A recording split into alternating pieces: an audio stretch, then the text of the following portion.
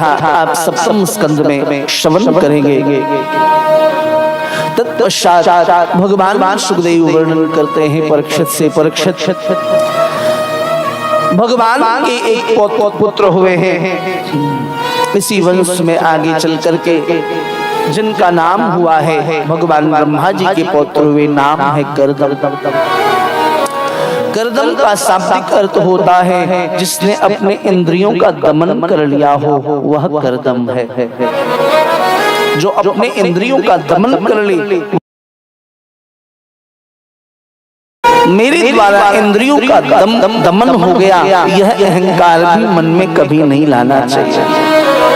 मैं एक साधक हूँ, यह भाव भी मन में कभी नहीं लाना चाहिए, क्योंकि यह अहंकार को प्रकट करता है। जी मैं सत्संग श्रवण कर रहा हूँ, मैंने कथा की, मैंने कथा कराई, ये बात बार बार अंदर प्रकट न हो, अहंकार का यह कारण न बन जाए। भगवान सुखदेव कहते हैं परीक्षित से, परीक्षित ऋषि कर्दम बहुत बड़े तपस्वी, वृद्धावस्था आ गई। महाराज वृद्धावस्था में इनके मन में विवाह की कामना प्रकट हुई। तप करने के लिए बैठ गए, भगवान नारायण की उपासना करने के लिए। भगवान को बड़ी हंसी आई। देखो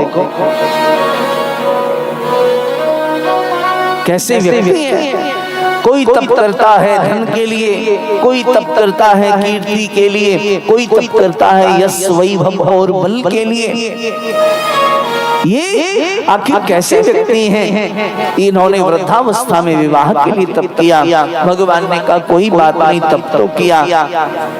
भगवान प्रकट हुए, वरम ब्रूहि, वरदान मांगो, क्या वरदान चाहिए? जैसे भगवान के रूप को देखा है, मन बदल गया। इसलिए हमारे शास्त्र कहते हैं, संतजन कहते हैं, गुरुजन कहते हैं कि नित्य देवालय में जाओ, नित्य सत्संग करो, चित्तवृत्ति पवित्र होगी। इसलिए देवालय में जाना आवश्यक है। भगवान का दर्शन किया, मन बदल गया, अंदर के जो विकार धधक रहे थे वो नष्ट होने लगे। भगवान ने कहा वरम ब्रूहि, कर्दम जी वरदान मांगिए, क्या वरदान चाहिए? ऋषि कर्दम बोले सरकार ऐसी कृपा करिए कि वरदान मांगने की भावना जो कभी कभी प्रकट होती है वह न प्रकट हो। तो बोले क्यों तपस्या किया? बोले आपके दर्शन की लालसा थी। भगवान बोले सत्य बताओ, दर्शन के लिए तुमने तप किया? भगवान तो सब समझ रहे, मन मन भावे मोड़ हिलावे, अंदर में कुछ और कामना चल रही है, बाहर से कुछ और चल रहा है। भगवान ने कहा ठीक है, ये तो अच्छी बात है, पर मैं तुम्हारा बाबा भी हूँ और आयु बहुत हो गई, अब तुम्हें विवाह कर लेना चाहिए। ऋषि कर्दम ने कहा सरकार विवाह नहीं करूंगा, विवाह करने से भजन में विघ्न होगा, इसलिए विवाह मैं नहीं करूंगा। भगवान ने कहा तो ये बात पहले कहनी चाहिए थी, मैं तो विवाह निर्धारित करके आ गया।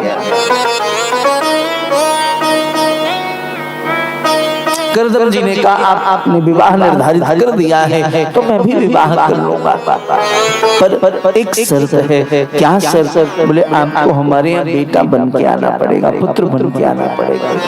भगवान ने कहा ये अच्छी बात है, बुढ़ापे में तुम्हारा ब्याह भी कराऊं और फिर बेटा भी बन के आऊं। बोले सरकार फिर अगर पुत्र बन के नहीं आओगे तो मैं विवाह नहीं करूंगा, मेरी कोई लालसा अब विवाह की न रही। आपसे क्या सत्य बोलना, जब तक आपका दर्शन नहीं हुआ था तब तक मन में विकार प्रकट तो हो रहे थे, लेकिन जैसे समुद्र की तरंगे लहरें उठती हैं फिर शांत हो जाती हैं, ऐसी सरकार आपके दर्शन करने से मेरे विकार की जो तरंगे हैं वह शांत हो गई, विवाह की कोई कामना नहीं है।